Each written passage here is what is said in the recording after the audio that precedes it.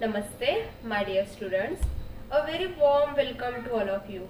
Today we are going to a beautiful journey back in times into the roots of our Indian education, the Gurukul system.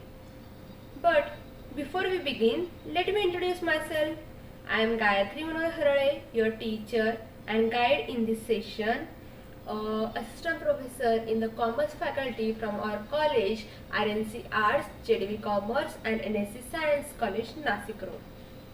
I have been deeply fascinated by the wisdom of ancient India, and I believe that if we can bring even a small part of those values in today's education system, it can completely transform our life.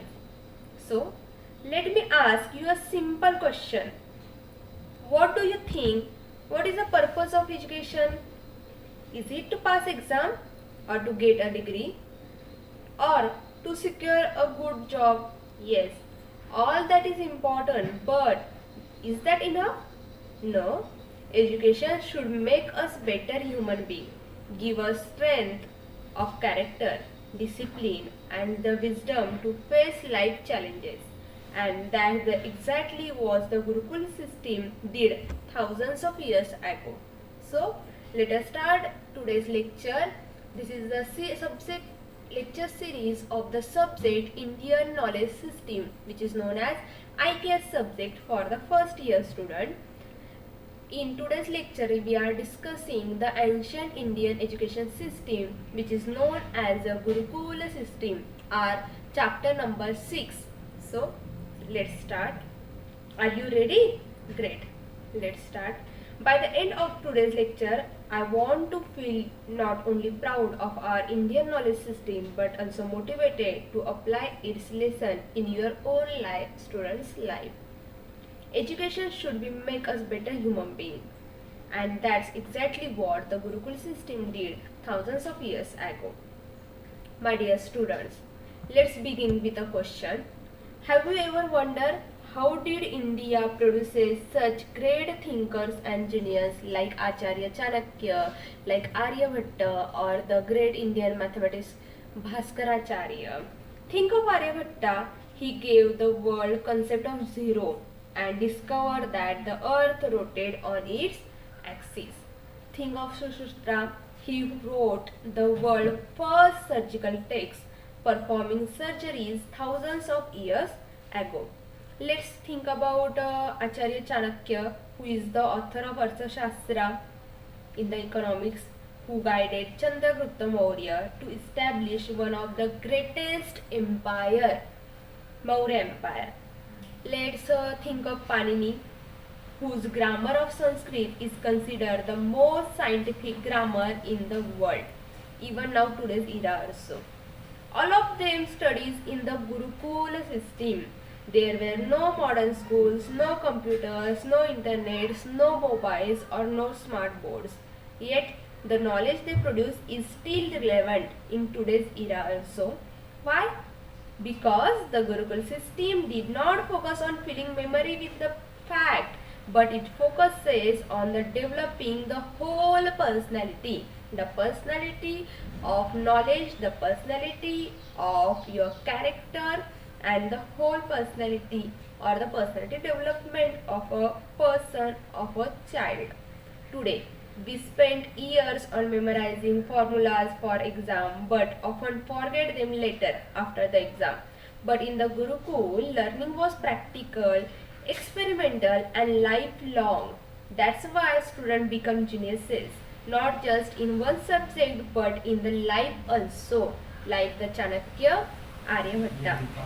So, as we go deeper, keep asking yourself, what can I learn from the system for my own life, from the system of Gurukul?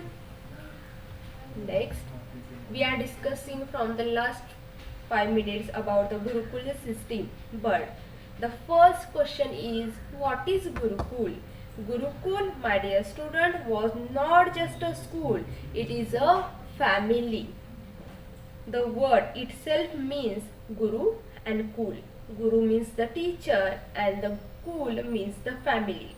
So, Gurukul was literally the family of the Gurus or the teachers. In this system, the student, which are known as Shishya, left his home at the young age and went to the live with the gurus. The guru taught him, fed him, disciplined him, and loved him like his own child.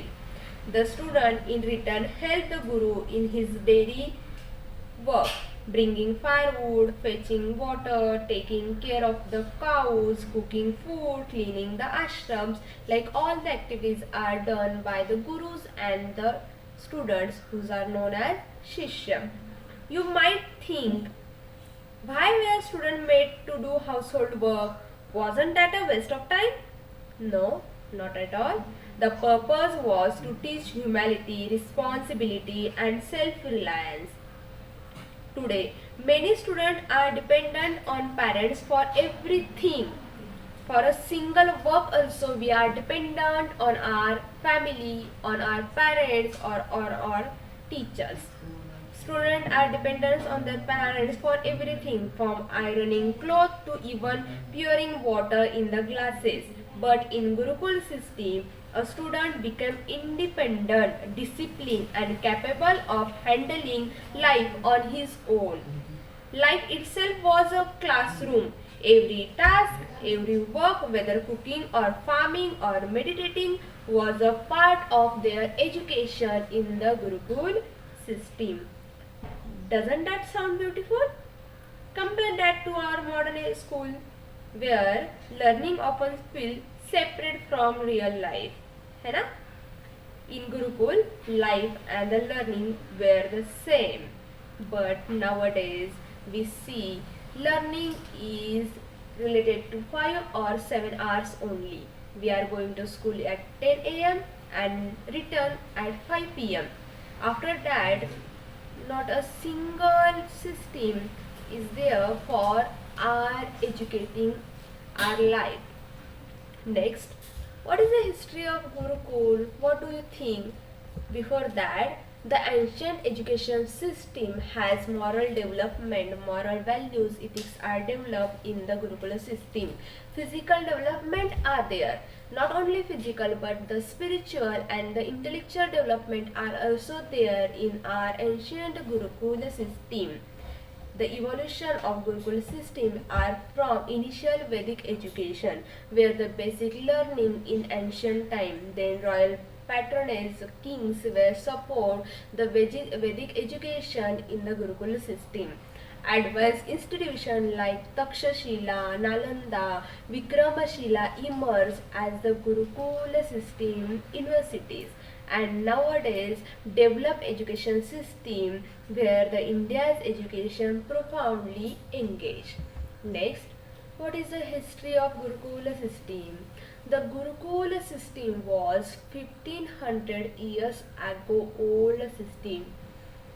The word Gurukula or Gurukulam is made up of two words Guru and Kula, which have discussed earlier.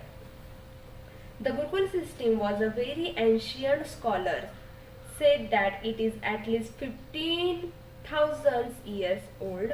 It flourished during the Vedic period and continued until the British introduced their own system in the 18th century. The purpose of Gurukul was not just literacy, it was samparka, character building, or we can say is samskara. The purpose of Gurukul was not just literacy but giving sanskars to the student or the shishya. Let me give you an example. In those days, a student did not become a scholar just by reading the book. He becomes a scholar only when he had self-control, humility, discipline, and wisdom. Subjects like mathematics, astronomy, economics, medicines were studied, but along with that, students were taught moral values, ethical values like meditation and even warfare. The goal was to create a complete human being, strong in body, sharp in mind, and pure in soul. Today, many students have degrees but struggle with the stress, anxiety, and lack of direction. That's because we focus only on brain. not on the whole personality. This is where we can learn from the Gurukul system. Next, Gurukul system of education in Vedic period.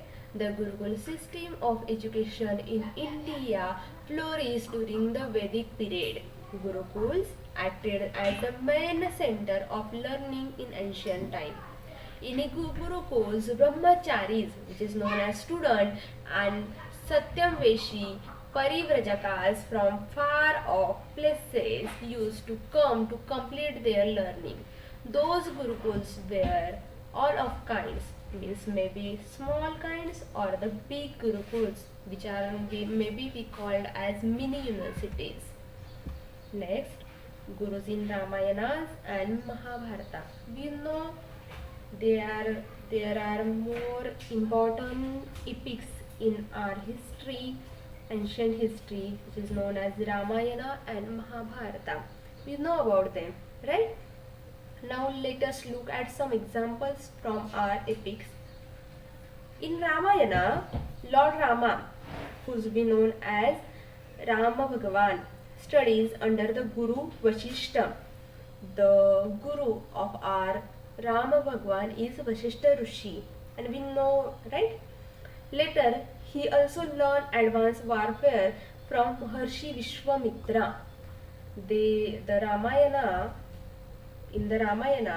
the Rama Bhagwan has a guru like Vashishta Rishi. The mother of Rama also have guru of Vashishta Rishi, and later he also learned the advanced warfare system from the Maharshi Vishwamitra. Imagine the prince of Ayodhya, who could have lived in luxurious life, choose to live the simple ashram of a sage, eating plain food, wearing simple clothes, and sleeping on the floor. Why? Because the real education required discipline and humility. In addition to Siddha Ashrama, Vashishta Ashrama, and Vishwamitra's Ashrama, there were many other famous ashrams that find mention in the Ramayana epic. Next, Gurukul mentioned in Mahabharata. In the Mahabharata, the Pandavas and the Kauravas are also studied under the Guru Dronacharya. We know the Pandavas and Kauravas has the Guru named Dronacharya. In his Gurukul, even princess has to live like ordinary student. They fetch water, practice archery, and follow strict discipline. There were no special privileges for being royal. Means the Pandavas or the Kauravas live the simple life in the ashramas. Let me tell you the story of Eklavya. Do you know about Eklavya? Who is Eklavya? He was a tribal boy who wanted to learn archery from Dronacharya. He is a simple tribal boy who want to study under the Guru Dronacharya. But Drona refused. Why? Because he was already teaching the princess. What did Eklavya do? What did Eklavya do? He went into the forest, made a statue of Dronacharya. Guru Dronacharya का उन्होंने एक statue बनाया. He went in the forest, made a statue of Dronacharya, and practiced day and night with the full dedication, 100% dedication. His devotion was so strong that he became an expert archer, even better than the Arjuna in some ways. We can say that. What does his story tell us, or what does this story teach us?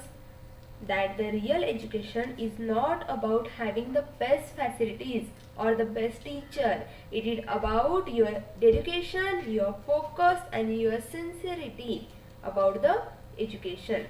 So, whenever you complain about not having a good coaching or a resources, not having the better teachers, remember Eklavya. If your determination is strong, nothing can stop you. No one can stop you. Okay? So, let's move on the next slide. Gurus in the Ramayana and Mahabharata. Some of the famous rishis, gurus who find mention in the Indian epics Ramayana and Mahabharata also ran famous gurukuls. Lord Rama or Lord Krishna, Krishna Bhagavan or Rama Bhagavan also studied in the gurukuls under the Vashishta and Sandipani Rishi. The guru of Lord Rama was the Vashishta and the guru of Lord Krishna was the Sandipani Rishi. There were many great gurus in Gurukul shaped history. Let me share more. Maharshi Vishwamitra, teacher of Lord Rama. The Maharshi Vishwamitra known as the teacher of Rama Bhagwan, who is also known as the composer of Gayatri Mantra. We know, right, the Gayatri Mantra? The composer of Gayatri Mantra is the Maharshi Vishwamitra. He trained Rama and Lakshmana in celestial weapons, guided them to defeat demons like Tataka, Maricha. He taught them the uses of celestial weapons, Deva Shastra ज्याला अपन जिसको हम कहते हैं, to be used in warfare. He guided them defeating powerful demons like Tataka, Maricha, Subahum. Next guru is Maharshi Valmiki, who is known as the author of the Ramayana. Sita Mata took refuge in his ashram, where Love and Kush, who are the children of Rama Bhagavan, grew up and studied. He also wrote the Ramayana. Then next one is the Maharshi Vashishta. Vashishta Rishi, one of the Saptarishis. He is the one of the great Saptarishis. He was a teacher to Dasrath's son Ram, Lakshman, Bharat and Satrughna. Next Guru Dronacharya. He was the guru of all the Kauravas and Pandavas who learned under the Guru Dronacharya, as we discussed earlier. His Gurukul was situated somewhere near the present day Gurugram, which was also get its name from Rishi Saunaka of Naimisharayana. His hermitage was like a big university with over 10,000 students. Next, Rishi Kanva. His hermitage is mentioned in the Mahabharata on the banks of river Malini. Vyasamuni, the great sage who compiled the Vedas and wrote the Mahabharata. It was one of the most famous seats of learning. Vyasa compiled all the Vedas in his hermitage. All these gurus were not just teachers. Those gurus we have studied earlier, the Vyasamuni or the Saunak Rishi or the Kanva Rishi, Dronacharya, Maharshi, Vashishta, all these gurus were not just teachers. They were the visionaries, scientists, philosophers, or what we can say, they are the guides of the society. Without them, India would not have been lands of wisdom it is known for. Right? Yes. Go to the next slide. Next slide is Gurukul products. Gurukul products means these are some products from our Gurukul system. Brahmagupta, Aryabhatta, Maharshi Kannada, then Chanakya, who is known as Kautilya, Kapila Muni, Aryabhatta, Brahmahershi. Next, women scholars in Gurukul, women Vedic scholars. Now, this will surprise many of you. Women in ancient India were not only educated but also respected as great scholars. What I said, women in ancient India were not only educated but also respected as the great scholars. For example, Gargi, Maitreyi, Lopamudra. Who are these? First one is Maitreyi. She was the wife of Rishi Rajavalkya and the great philosopher. She debated spiritual truth with her husband and is remembered for her wisdom. Next, Gargi, a fearless scholar who challenged even Rishi Vrajavalkya in the king Janaka's court during a philosophical debate. And the next one is the Lopamudra, a Vedic poetess and a philosopher who is known as the wife of Rishi Agastya. This shows that in ancient India, education was not limited by gender. Knowledge was considered a divine right for everyone, maybe for men or women. Compare this with some societies where women were denied to education for centuries. India was far ahead of its time. So, my dear students, next time someone says women empowerment is modern idea, remind them India has empowered women scholars thousands of years ago. So, next slide. Admission process in Gurukul. What was the admission process in the Gurukul system? Is it like the modern education or modern admission process? No. Admission into a Gurukul was not about paying fees or filling forms. It was a scare ritual called Upanayana Sanskar, a scare thread ceremony. What is it? Upanayana Sanskar. Upanayana Sanskar or the scare thread ceremony is usually performed at the age of 8 to 12 years. The student is taken to the Acharya, and if the Acharya accepts him to be his Shishya, he performs an Upanayana Sanskar, also known as Vrajopravita Sanskar. At the age of 8 to 12, the child would be taken to the Guru. If the Guru accepts him, the ceremony was performed. The scare thread symbolizes the purity, responsibility, and the readiness to begin the journey of learning in the Gurukul system. From that day, the student follow the strict discipline, waking up early, bathing, chanting mantras, studying scriptures, serving the gurus, and practicing humility. Compare this with today's school admission, where parents worry about the donation, marks, interviews. But in the Gurukul system, the only qualification was, are you ready to dedicate yourself to the learning with sincerity? This is the concept behind the Gurukul system. What is the concept? Dedication yourself to learning with sincerity. So, move on to the next slide. The main subjects offered in Gurukul system are as follow. Gurukul education was holistic. It covered every subject necessary for life. For example, astronomy, then philosophy, mathematics, science, then law study, then political science, medicines, defense studies, or the Vedas studies. Every aspect of life is included in the Gurukul system subjects. First one, Vedas or Vedangas, which is known as the foundation of all knowledge in our Indian education system. Next one is mathematics, geometry, algebra, decimal system, or the zeros are studied in the mathematics. Motion of planets, eclipses or calendars are studied in the astronomy. Then Ayurveda, in which the herbal medicines, surgery, herbs are studied. Next one is Dhanurveda. Dhanurveda means what? Martial art or warfare practices are studied in the Dhanurveda. Arthashastra means economics, politics, governance, Sushasan has been studied in Arthashastra.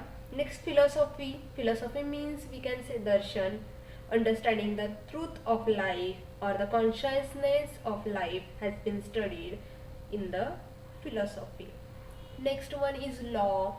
Law means of what studies in law? Dharma sutras, justice, education, or the duties, responsibilities for the society, ethical practices has been studied in the law or in the Dharma sutras. Music, art are also studied in the Gurukul system. Poetry, drama, sculpture, printing are also studied in the Gurukul system. Look at the variety.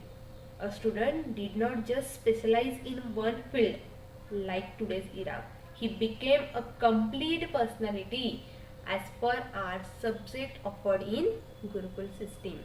Today, we learn mathematics but ignore ethics. We learn science but forget spirituality. The Gurukul system balances the both outer knowledge and also the inner wisdom. That is why its student become not only intelligent but also divine kiva wise. What is the difference between wise and intelligent? When we say we are intelligent, we just know the knowledge. But when we say we are wise, it means we know where we use the knowledge. Okay, let's move on the next slide. Books written by the great acharyas. Whatever acharyas we have studied, the Kapila or the Brahmagupta or the Aryabhatta or the Bhaskara, there are many books has been written by them. For example, the Patanjali, we know the name. Yoga Darshan is the book was written by the Patanjali. Sankhya Darshan was written by the Kapila. Vaisheshikha was written by the Kannada. Brahma Sputa Siddhanta etc. of the Brahmagupta. Aryabhatiya was written by the Aryabhatta. Lilavati, the part of Siddhanta Shiromani, has been written by the Bhaskara too, and the Brihad Samhita, Romaka Siddhanta etc. was written by the Brahmihira. Move on the next slide. Concept discussed in above book. What are the concepts which are discussed in the above books are the yoga, sankhya, atomic theory, arithmetic theories, algebra, then astronomical policies or the astrology, Pythagorean theorem are also discussed in the books. Move on the next slide. Yes, this is the important one. As Gurukul grew, they become world famous universities. We know Takshashila, Nalanda, Vallabhi. We know these universities, right? But these are the universities have roots in Gurukula system. Takshashila first. Ancient India has many universities to which people from all over the world come to learn. The roots of most of these universities lies in the ancient Gurukula system of India. As the student strength of these Gurukuls grew either due to the prestige of Acharya or some other factor like location etc., slowly they turned into the universities. These universities serve as a center for advanced learning. Some of these institutions of higher learning and education in ancient India were Takshashila, Nalanda, Vikramshila, Vallabhi University, then Maithila University, etc., Bikampur University. Takshashila, the oldest, where Chanakya studied and taught. The Nalanda University, with a library so vast it took months to burn when it was destroyed. Vikramshila, Vallabhi, Odantapuri, Sharadapit, Pushpamgiri, Somapura, which are the centers of higher learning where students from Asia, Greece and China came. When the Chinese scholar Zhongzhang visited Nalanda in the 7th century, he was amazed to see 10,000 students and 2,000 teachers. Today we run after foreign universities, but once upon a time the whole world come to India for education. Isn't that a proud heritage? When we are going to the foreign university, once upon a time the whole world come to the India for education. So next slide. Comparison of Gurukul versus modern education. So we are discussing what is the comparison of the Gurukul system and modern education. Let's compare. Gurukul was free, only Guru Dakshina at the end. In today's education is very costly. Gurukul focuses on discipline, values, character, and today's education focuses on marks, ranks, job, etc. Gurukul taught life skills like cooking, farming, meditation, and today many students can solve math problems but can't manage stress or anxiety or can't cook for themselves also. Gurukul produces balanced, wise personalities. But today Many students feel stress, competition and depression, right? But does this mean modern education is useless? No, not at all. It has technology, it has global exposure, scientific methods in modern education. The key is combine the wisdom of Gurukul with the opportunities of modern education. What is the key? The key is combine the wisdom of our Gurukul system with the opportunities of our modern education. That's where we can create the best system for our future. Right? So, so, my dear student, what we learn from the Gurukul system? We learn the respect your teacher. They are not just instructor but guide in your journey. Education is not just degree but it is about the values, character and life skill. Simplicity, discipline, sincerity are the real secret of our success. And learn modern subject but don't forget timeless wisdom of our Indian Gurukul system. Remember Eklavya's dedication, remember Rama's humility, Gargi's courage and Chanakya's brilliance. They were the products of our Gurukul system. If they could achieve so many with simple resources, imagine what you can do today with the technology, books, opportunity. That's what in your hands. So be curious, be disciplined, and never stop learning. Education is the lifelong journey. If you are once in a student, you are lifetime student. Always remember. So, thank you for being such a wonderful audience. I hope this lecture inspire you to see your studies in a new light. Namaste. Thank you so much for listening me and have a bright future ahead. Wish you all the very best. Thank you so much. Thank you.